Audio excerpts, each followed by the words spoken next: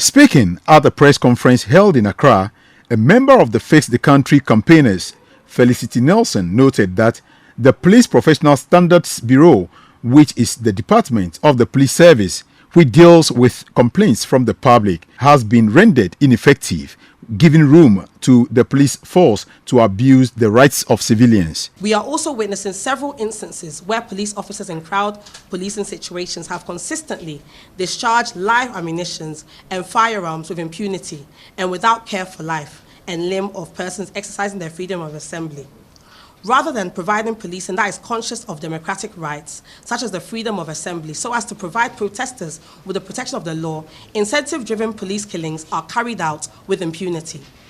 Several studies show that officers working within the most restrictive policy framework use force less readily than officers who operated within more permissive policy environments. Oliver Bakavomawo, who has for the past few months been in constant clash with the Ghana Police Service after his social media commentaries, told the media that an independent investigative body should be set up to investigate the continuous alleged police brutalities and abuse of human rights that go without proper investigations and sanctions. He indicated that there must be a separate body of investigative commission that will subject the police officers to justice. This, he believes, is the surest way to enforce an effective democracy. What we're asking for is an independent commission with prosecutorial powers as well. We have done the same thing in respect of the special prosecutor, which only focuses on corruption cases. Police violence is a canker. We started this democratic journey, particularly to get away from the dark days when you can be picked and killed.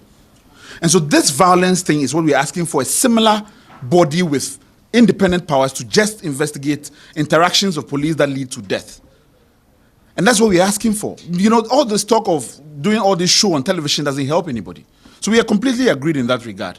And one of the things we are doing, as we talked about in the petitions we are given of, is also that we are working with parliamentarians to make a statement on the floor of Parliament. Oliver Bakavomawo also indicated that his group will embark on a campaign on June 10, 2022 at the Achimota Forest, where members of the Fix the Country group and well-meaning citizens will form human barricade around the forest to send signal to persons attempting to own property in the forest reserve to take their hands off that property. We cannot continue to cuddle a political class that have shown every intention to steal from us and to steal our destinies.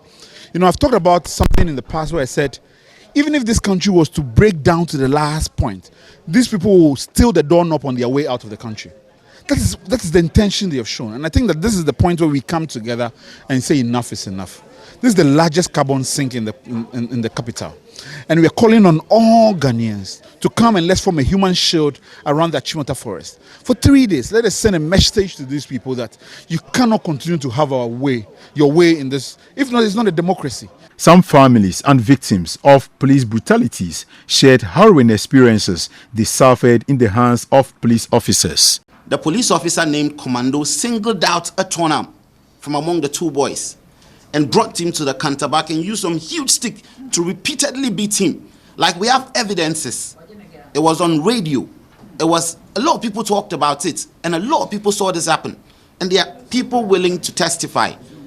The inmates at the prison are willing to testify as we talk. They are willing to testify. He assaulted a guy with a stick, so much more that the guy lost breath and he left him. So the guy was complaining that it was Ted in the evening. On 4th, the guy was complaining that he's not feeling fine. They said the policeman just dismissed him. So they didn't take him to hospital early.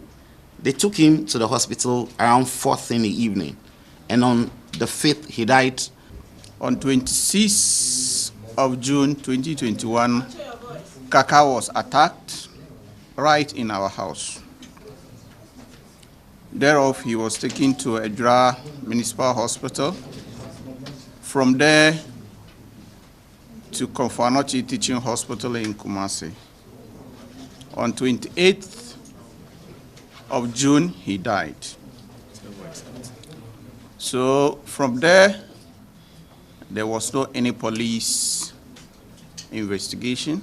They are calling on the police administration to ensure that anytime they go for crowd control activities, whenever there is a demonstration, these form of things are done without any live ammunition. My name is Fred Duo reporting from Accra for City News.